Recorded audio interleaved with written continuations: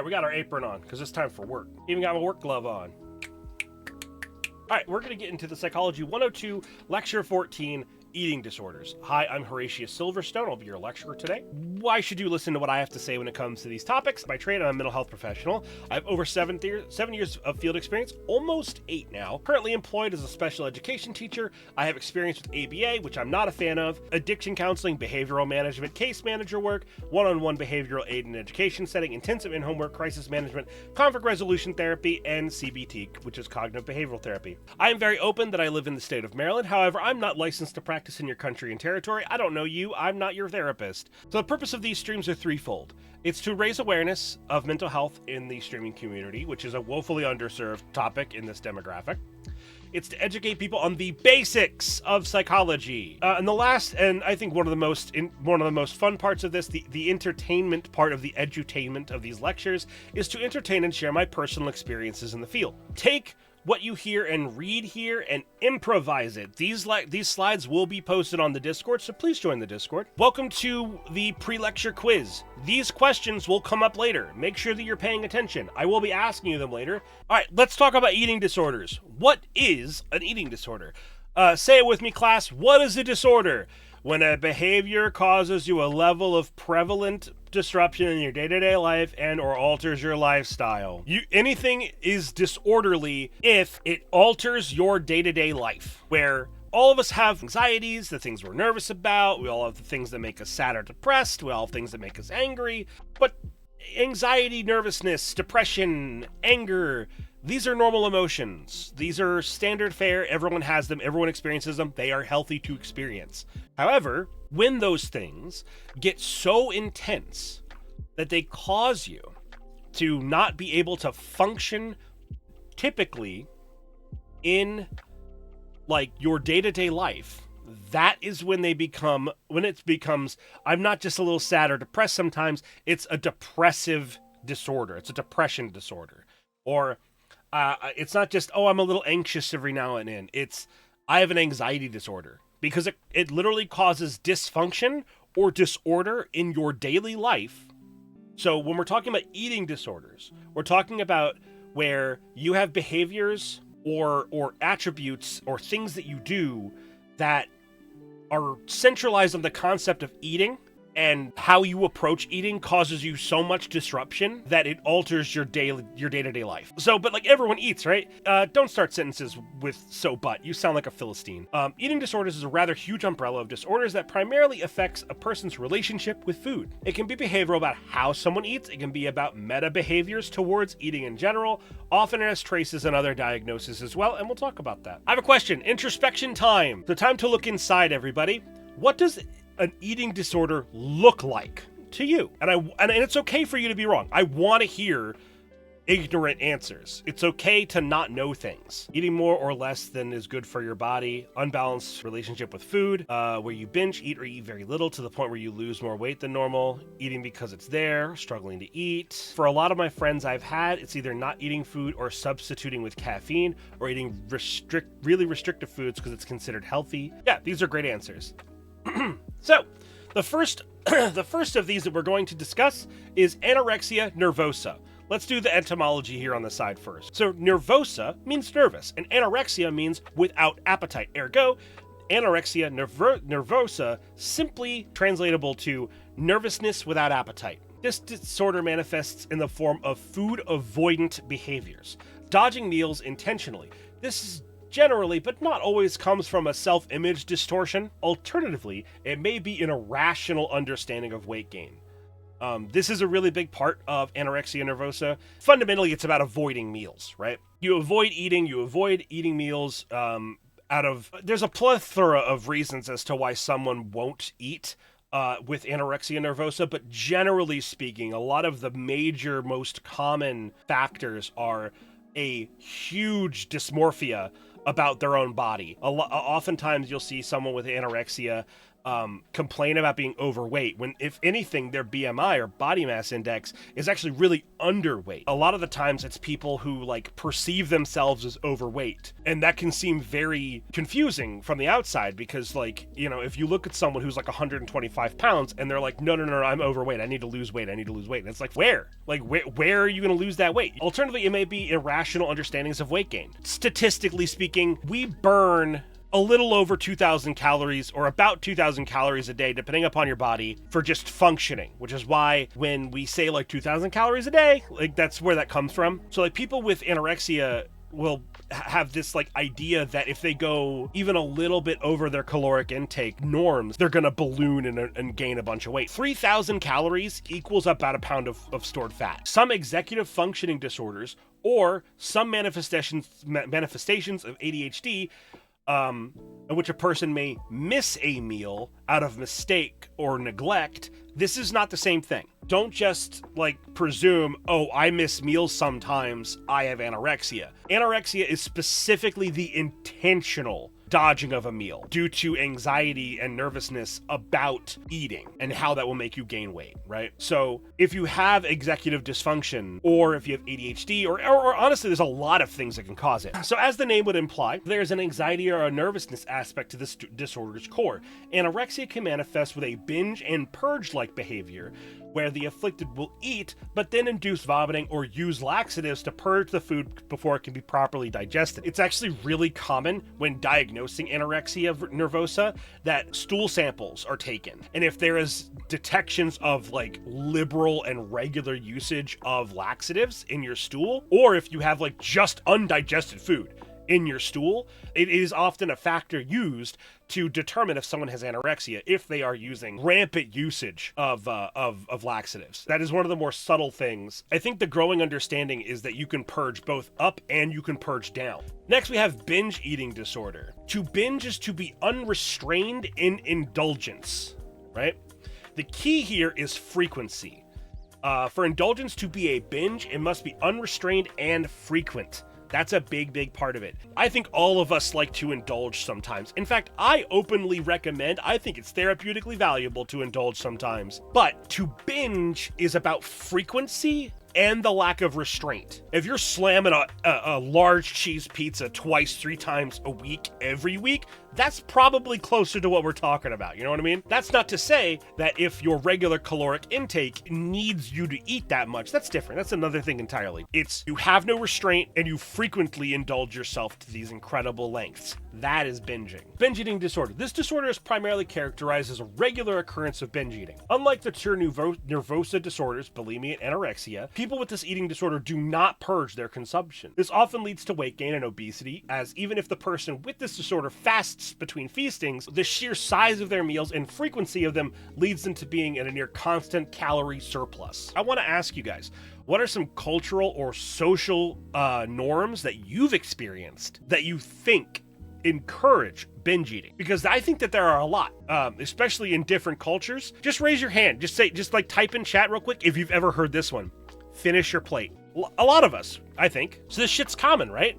This idea that you need to eat what's there. You need to eat all of the food. While it's easy to make extreme examples for this disorder's manifestations, many people who struggle with this disorder often just eat a bit too much all the time. These milder manifestations can be misdiagnosed or ignored altogether.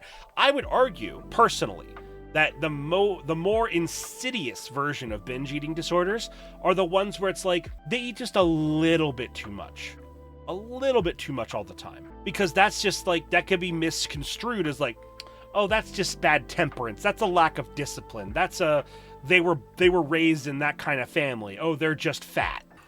All right, let's talk about bulimia nervosa before the ad break. Nervosa still means nervous, but bulimia means ravenous or ox-like hunger. Ergo, bulimia nervosa is simply nervousness with great appetite. It's the flip side of anorexia nervosa. I want to take a brief aside and talk about how like stress eating can look like bulimia nervosa. However, I would say the overwhelming majority of the time, if you're a stress eater or if you eat when you're stressed out and that's a coping skill, I would most of the time simply say that that is a an example of maladaptive coping skills. So bulimia nervosa, often just bulimia for short, this disorder manifests in the form of food indulgent behaviors. This is disorders most associated with binge eating and then expelling the food through vomiting or excessive usage of laxatives. So again, similar to anorexia in that regard, bulimia is a bit more like, you definitely do that. Whereas anorexia, you don't always, but sometimes you do. A major factor for this disorder is the utter lack of control these people tend to have over their hunger. What may be a surprise is that these people will often fast and go great times without eating so their hunger can build to these heights, and then they binge into great depths of indulgence. With, again, the difference between bulimia and anorexia nervosas is that anorexia pushes you to avoid food, where bulimia pushes you to pursue it. So let's talk about ARFID, or Avoidant Restrictive Food Intake Disorder. This disorder manifests in the extreme pickiness of someone's dietary choices. There's a lot of reasons, but the documented ones that are really well known are consistency in terms of its texture, consistency in terms of its replicatability. The image here to my left or my right shows that, where it's 4 different versions of blueberries where, like, sometimes they're juicy, sometimes they're squishy, sometimes they're sweet, and sometimes they're sour, whereas the wheat thin is like the same every time. A lot of people with ARFID, for them it's about consistency with what they're eating. They hate veggies and fruits because they turn relatively quick. This is not the same thing as just like, oh, I don't like this food because of that, or like, I don't like this because of mouthfeel. Like, if the big thing is, if you would eat something, even if you like don't like it, you probably don't have this, right? This is like childish tantrum, I'm not going to eat it, I'm going to fight you instead of eating it kind of shit. This often leads to a very selective diet and stems often from an anxiety about eating in general. Many folks with ARFID have concerns about the process of eating, either through trauma or ignorance, but not limited to these reasons, of course. Some of it's about mouthfeel, and this is a really big one. This one's probably one of the biggest factors for people with ARFID, the danger of choking. A lot of people with this disorder genuinely are fearful of eating certain foods. Like, if you've ever met someone who's like, oh, I don't eat fish ever because the bones. And it's like, that's ignorant. ARFID, these are people who like really struggle with the idea behind many different types of food for the above listed and many other reasons. All right, now we're getting into the obscure shit. You guys ready for some more obscure stuff? Boobies on screen. There's boobies on screen. Pay attention. Wake up. We're going to talk about rumination syndrome. A bit of an odd duck in this discussion, as it's an exceptionally rare eating disorder, if it's not a digestive disorder. There's people who study rumination disorder that point to it might be a DI tract disorder, but that's another thing entirely. Ruminants are a family of animal species characterized by the behavior of ruminating their food, where they chew, swallow, digest, and then regurgitate the semi-processed food back into their mouth to then chew that what's called cud, or CUD, and then they re-swallow it for another round of digestion. So remember, we love it when people are bovine like this, like Herakita in a Kaukini. This art was drawn by Kunst this morning in less than an hour. So remember, be a bovine and wear a Kaukini. Do not be a bovine by being a ruminant. This syndrome is when a human displays this similar behavior, where they chew their food, swallow it, and then regurgitate that food back into their mouth, whether they either chew it back or spew it, or they swallow it again. Rumination syndrome is very, very interesting, very weird. Often it's only really in young children, like under the age of 6, but it can happen in adults. It does happen. I wanted to showcase this one. This is one I heard about years ago, thought it was interesting then, and I was like, oh, I should talk about rumination syndrome today. All right, let's talk about pica, or PICA, is a disorder in which people will exhibit the behavior of eating non-food items. This is similar in nature to the infant-like habit of inspecting items with their mouth. So infants are pretty well documented because their most developed sensory organ is their mouth. They will pick things up and put it in their mouth so they can study it and understand it better through taste. It's their most defined sense at that point. It's similar in nature to the infant-like habit of inspecting items with their mouth. However, people with pica will often then swallow and consume these items.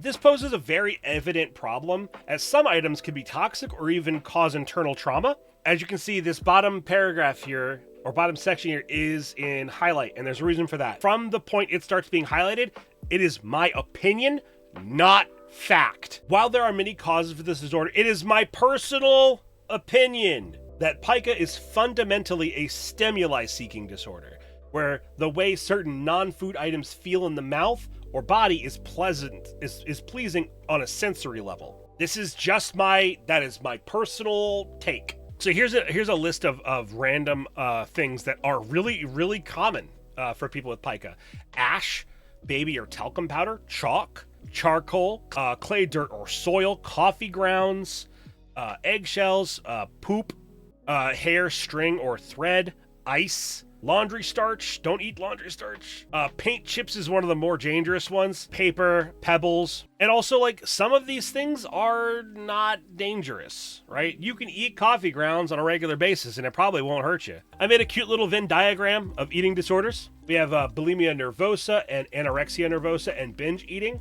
All three of them together are eating disorders. Anorexia nervosa and bulimia nervosa combined for eating and purging. Bulimia and binge eating both are binge eating disorders. And anorexia nervosa and binge eating disorders both have a fasting aspect to it. All right, pop quiz. Think fast, chuckle nuts. Who was in a Cowkini and why was there a Cowkini on screen? Tell me now. All right, what are the physiological impacts of eating disorders? Outside of the very clear effects on your weight and nutrition, having any of the previously mentioned eating disorders can have drastic effects on your body and its stable functioning. Let's look at the image on the left side. What are the physical effects of eating disorders? Tiredness and fatigue, teeth loss and enamel damage. If you have one of the eating disorders where you purge by vomiting a lot, tooth loss and enamel damage can happen, especially like esophagus damage as well if you vomit often. Bone loss, osteoporosis, and muscle loss. Dry skin, brittle nails, thinning hair. These are signs of malnutrition. Digestive issues. Again, you can damage your digestive tract. If you use a lot of laxatives, you can hurt your lower intestinal tract by just like if you force yourself to poop a lot all of the time, that can really hurt you. Sleeping problems. Yeah, if your digestive system is on the fritz, or if you have malnutrition, sleeping is going to be hard for you. Your menstruation can get affected. To our vagina havers out there, that can be thrown off, and that's not good. Having your menstruation fucked with is really bad for you. And also, of course, weakened immune system. If you don't give yourself the body you need, then that's not good. Outside of what's mentioned on the left, there are very real and extreme cases of fatality with these disorders. I'm gonna get a little real for a second. If you have an eating disorder, I really hope you're taking steps to treat it, because you can die. There's like the really obvious examples of just continuous malnutrition is lethal. It cannot be understated that with the risks of malnutrition of these conditions, that people can harm themselves. Any regular occurrence of purging food can have lasting damages to your digestive tract. Pica and others can lead to ingestion of lethal substances. Recent research, we always talk about a recent research here. This one by Feng et al. Is the current discoveries and future implications of eating disorders. Eating disorders, or EDs, are characterized by severe disturbances in eating behaviors and can sometimes be fatal. Eating disorders are also associated with distressing thoughts and emotions. They can have severe conditions affecting physical, psychological, and social functions. Preoccupation with food, body weight, and shape can also play an important role in the regulation of eating disorders. These disorders often develop during adolescence and early adulthood and affect both males and females, although they do more commonly are diagnosed in young adult females. Treatment for EDs typically involve a combination of therapy, nutrition counseling, with medical care. In this narrative review, the authors summarize what is known of EDs and discussed the future directions of what may be worth exploring in this emerging area. I highly recommend taking a look at this one.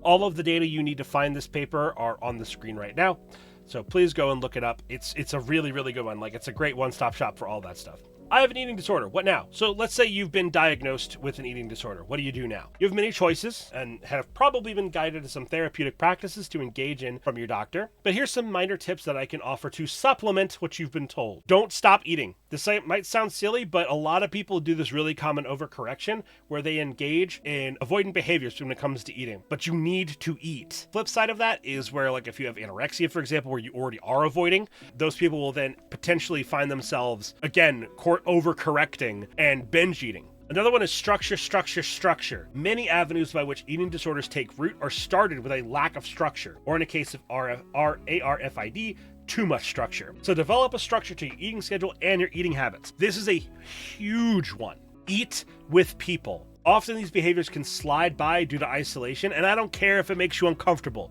Eat with people. Things you can do to help other people with these disorders. Be a friend, not a source of pain. Eat with them. Guide them away from their bad habits and disorderly behaviors with kindness.